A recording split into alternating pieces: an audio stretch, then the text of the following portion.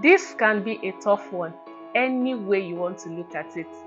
This is because taking correction is not always usually easy. Giving it may even feel so uncomfortable sometimes. So in this week's video, I'm going to be talking about how to give and take corrections.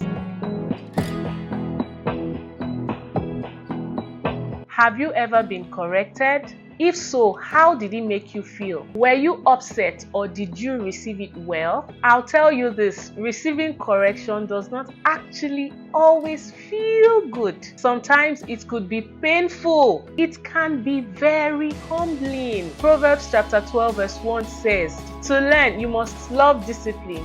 It is stupid to hate correction. No correction is enjoyable."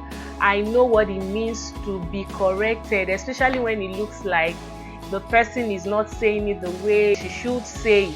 God does not want us to stay on the path of destruction. He doesn't want us to walk in the path of destruction. He wants us to always be in His path for our lives. If you love your child, you will want to discipline your child. You will want your child to be corrected.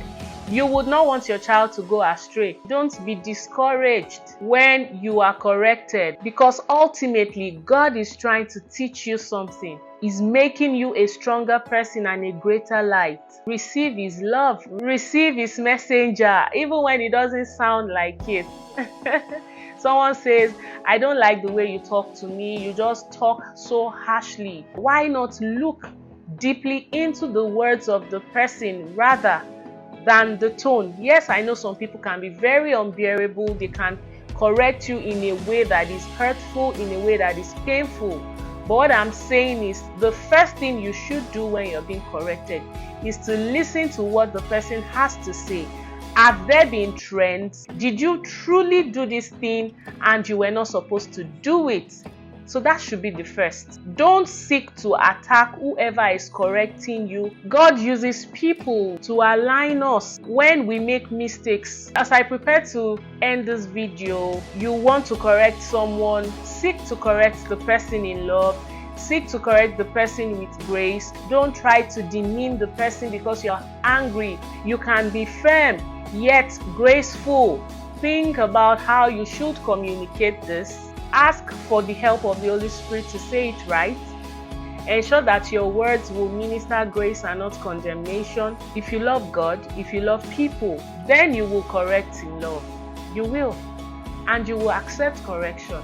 So do your part. Let God use you.